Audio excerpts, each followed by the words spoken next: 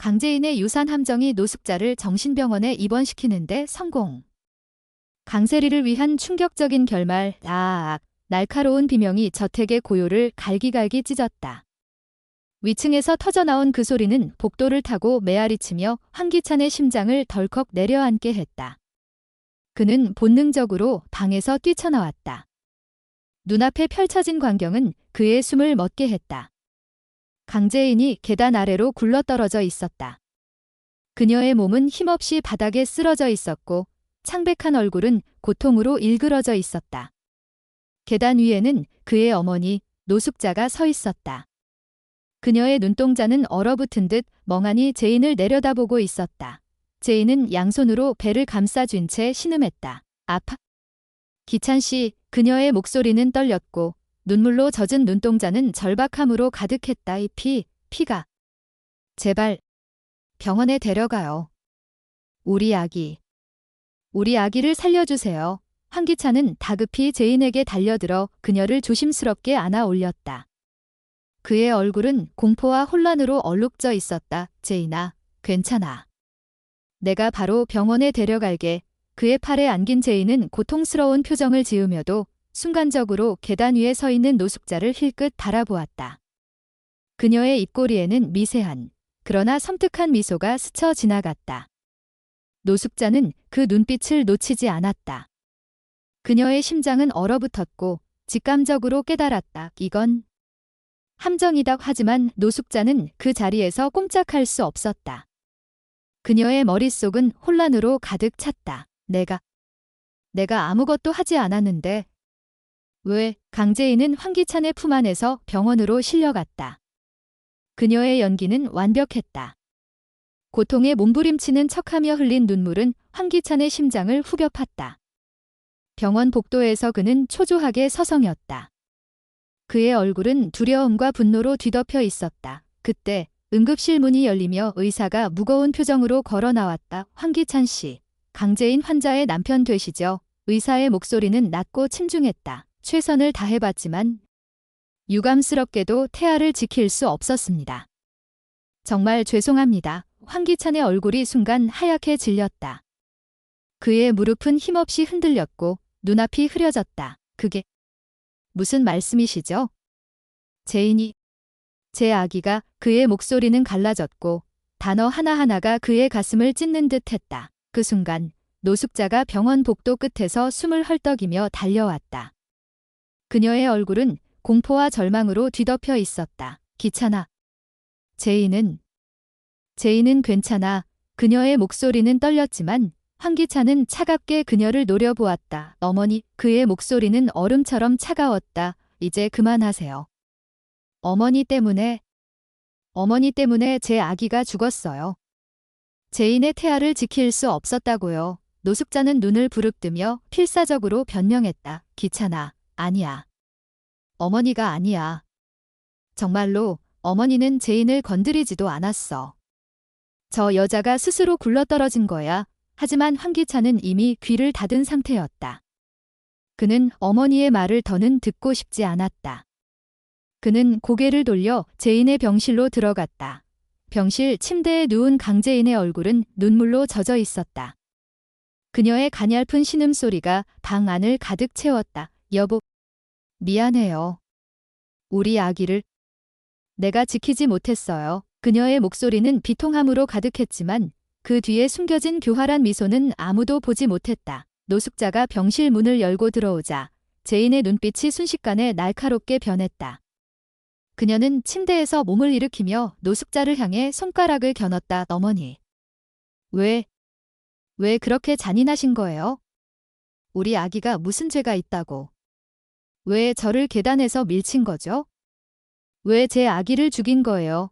그녀의 목소리는 분노와 슬픔으로 떨렸고 그 연기는 너무나 완벽했다. 노숙자는 숨이 막혔다. 그녀는 제인의 연극을 꿰뚫어 보았지만 그 어떤 말로도 진실을 증명할 수 없었다. 제인. 아니야.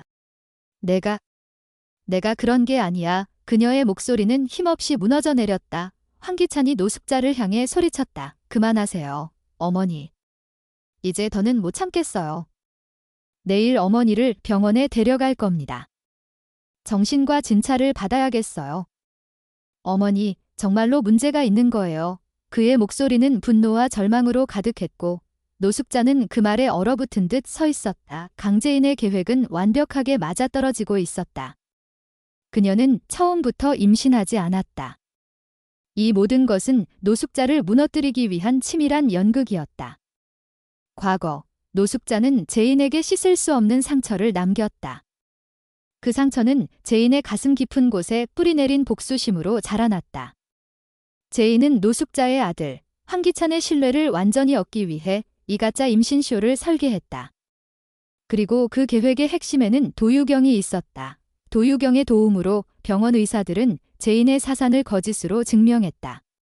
황기찬은 그 거짓을 전혀 의심하지 않았다. 그의 눈에는 제인의 눈물만이 진실로 보였다. 다음 날 황기찬은 노숙자를 정신과 병원으로 데려갔다. 의사는 차가운 표정으로 진단을 내렸다. 환자분은 심각한 정신분열증과 망상 장애를 보이고 있습니다. 즉각적인 입원이 필요합니다. 노숙자는 절규했다. 아니에요.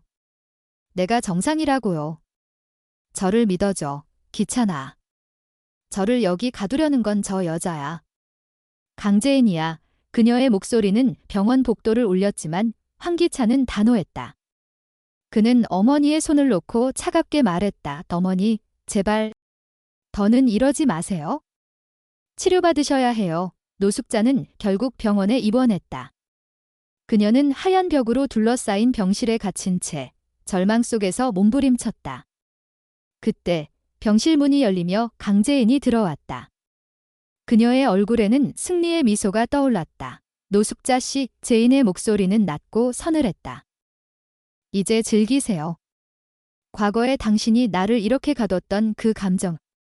똑같이 느껴보시라고요. 노숙자의 눈은 분노로 이글거렸지만 그녀는 아무 말도 할 수 없었다. 그녀의 목소리는 이미 누구에게도 닿지 않았다. 제인은 천천히 병실을 나섰다. 그녀의 발걸음은 가볍고도 확신에 차 있었다. 하지만 이 복수극은 여기서 끝나는 것이 아니었다. 병원 복도 끝, 그림자 속에서 도유경이 제인을 바라보고 있었다. 그녀의 눈빛은 미묘하게 흔들렸다. 제인. 이게 정말 내가 원했던 결말인가? 도유경의 속삭임은 바람에 묻혀 사라졌지만 그 안에는 알 수 없는 불안이 담겨 있었다. 강재인의 복수는 성공한 듯 보였다. 하지만 그녀의 계획은 황씨 가문 전체를 뒤흔들 더 큰 폭풍을 예고하고 있었다. 노숙자를 무너뜨린 이 연극은 단지 시작에 불과했다. 그녀의 다음 표적은 누구일까? 황기찬의 신뢰를 완전히 얻은 지금, 그녀는 어떤 카드를 꺼낼 것인가? 카메라는 제인의 얼굴로 천천히 줌인한다. 그녀의 입꼬리가 살짝 올라가며 섬뜩한 미소가 번진다. 그 순간 화면은 암전되고 심장을 울리는 비트의 배경음악이 울려 퍼진다. 자막이 떠오른다. 진실은 이제 막 드러나기 시작했다. 여왕의 집, 다음 회를 놓치지 마세요. 오늘도 여왕의 집과 함께 해주셔서 감사합니다. 이 숨막히는 전쟁의 다음 장을 기대해주세요. 구독과 좋아요, 알림 설정을 잊지 마시고 다음 회차에서 다시 만나요. 병실 안, 노숙자는 하얀 벽에 갇힌 채 몸부림쳤다. 그녀의 손은 떨렸고 눈에는 분노와 무력감이 뒤섞여 있었다. 정신과 병동의 차가운 공기는 그녀의 숨을 조였다. 제인이 남긴 마지막 말이 그녀의 머릿속을 맴돌았다. 과거에 당신이 나를 이렇게 가뒀던 그 감정. 똑같이 느껴보시라고요. 그 말은 단순한 조롱이 아니었다. 그것은 제인의 복수가 시작에 불과하다는 선언이었다. 노숙자는 이를 악물며 벽을 쳤다. 그녀는 자신이 함정에 빠졌음을 알았지만 그 누구도 그녀의 진실을 믿지 않았다. 그녀의 아들, 황기찬은 그녀를 정신병자로 낙인 찍었고 세상은 그녀를 버렸다. 하지만 노숙자의 눈에는 아직 꺼지지 않은 불꽃이 타오르고 있었다. 그녀는 포기하지 않을 것이다. 한편 병원을 떠난 제인은 차 안에서 창밖을 바라보며 미소를 지었다. 그녀의 손은 여전히 떨리고 있었지만 그것은 두려움이 아니라 승리의 짜릿함 때문이었다. 황기찬은 그녀의 곁에서 운전대를 잡고 있었다. 그의 얼굴은 여전히 슬픔과 분노로 얼룩져 있었지만 제인을 향한 신뢰는 흔들림 없었다. 제인은 그의 옆모습을 힐끗 바라보며 속으로 계산을 굴렸다. 기찬 씨, 당신은 아직 모르고 있죠? 이 모든 게 내 손바닥 안에서 움직이고 있다는 걸. 그녀의 복수는 노숙자를 파괴하는 것에서 멈추지 않았다. 황기찬의 마음, 그의 가문, 그리고 그들이 쌓아온 모든 것을 무너뜨리는 것이 그녀의 진짜 목표였다. 도유경은 병원 근처의 어두운 골목에서 전화를 걸었다. 그녀의 목소리는 떨렸고 손은 땀으로 젖어 있었다. 제인아, 정말로 이 길로 갈 건가? 이건 너무 멀리 갔어. 하지만 전화 너머에서 들려오는 제인의 목소리는 차갑고 단호했다. 유경 씨, 뒤로 물러서지 마세요. 당신도 이 판에 발을 들였잖아요. 도유경은 전화를 끊고 하늘을 올려다보았다. 그녀의 가슴은 불안으로 쿵쾅거렸다. 제인의 복수는 단순한 개인적인 원한을 넘어 거대한 파괴의 소용돌이로 변해가고 있었다. 도유경은 자신이 제인의 동맹이 아니라 어쩌면 또 다른 희생자가 될지도 모른다는 두려움에 사로잡혔다. 황씨 가문의 저택은 여전히 음산한 기운으로 가득했다. 황기만은 어두운 서재에 앉아 손에 든 친자 확인서를 내려다보고 있었다. 그의 손끝은 미세하게 떨렸고 눈빛은 혼란과 분노로 뒤덮여 있었다. 황지호가 그의 아들이 아니라는 사실은 이미 그의 가슴을 찢어놓았다. 하지만 이제 그는 또 다른 비밀을 마주하고 있었다. 제인이 이 모든 것을 알고 있다는 사실. 그녀가 이 비밀을 무기로 사마 가문을 무너뜨리려 한다는 것을 그는 직감했다. 황기만은 서재 문을 잠갔다. 그의 숨소리는 거칠어졌고 눈에는 결단의 빛이 스쳐 지나갔다. 강제인.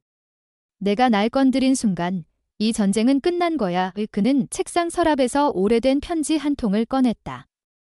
그 편지는 황규철 회장이 남긴 마지막 메시지였다. 비자금의 단서와 함께 제인의 과거를 암시하는 단서가 거기에 담겨 있었다. 한편 강승우는 자신의 방에서 홀로 앉아 있었다. 그의 손에는 오래된 사진 한 장이 들려 있었다. 사진 속에는 어린 시절의 제인과 그가 함께 웃고 있는 모습이 담겨 있었다. 하지만 이제 그 웃음은 그의 가슴을 후벼 파는 칼날이 되었다. 출생의 비밀을 알게 된 후 그는 자신이 누구인지 어디에 속해 있는지 알 수 없었다. 그의 눈빛은 공허했고 손은 사진을 쥔 채 부들부들 떨렸다. 그는 제인을 찾아가야겠다고 결심했다. 당신은 대체 무슨 생각을 하고 있는 거야? 그의 목소리는 낮았지만 그 안에는 억눌린 분노와 슬픔이 뒤섞여 있었다. 제인은 저택으로 돌아와 거울 앞에 섰다. 그녀의 눈빛은 차갑고도 날카로웠다. 그녀는 자신의 반사된 모습을 바라보며 속삭였다. 이제 겨우 시작이야. 그녀의 손에는 황규철 회장의 비자금에 대한 또 다른 단서가 쥐어져 있었다. 그것은 단순한 돈이 아니었다. 그것은 황씨 가문을 완전히 장악할 수 있는 열쇠였다. 하지만 그 열쇠를 손에 쥔 순간 그녀의 가슴 깊은 곳에서 미세한 떨림이 일었다. 복수는 달콤했지만 동시에 그녀를 점점 더 깊은 어둠으로 끌어들이고 있었다. 그날 밤 저택의 어두운 복도에서 세리가 그림자 속에 숨어 제인을 지켜보고 있었다. 그녀의 손에는 작은 녹음기가 들려 있었다. 제인의 모든 움직임을 기록하고 그녀의 약점을 찾기 위해 세리는 밤낮으로 그녀를 쫓고 있었다. 하지만 세리 역시 제인의 그림자 속에서 점점 더 깊이 빠져들고 있었다. 그녀는 제인이 단순한 복수자가 아니라는 것을 깨달았다. 제인은 이 전쟁의 설계자였고 모든 일을 자신의 판 위에서 춤추게 만드는 여왕이었다. 카메라는 저택의 전경으로 이동한다. 달빛 아래 황씨 가문의 저택은 마치 살아 숨쉬는 괴물처럼 불길한 기운을 뿜어내고 있었다. 화면은 점점 멀어지며 암전된다. 심장을 쿵쾅거리게 하는 배경음악이 울려 퍼지고 자막이 떠오른다. 이 전쟁은 이제 막 시작되었다. 여왕의 집, 다음 회를 놓치지 마세요.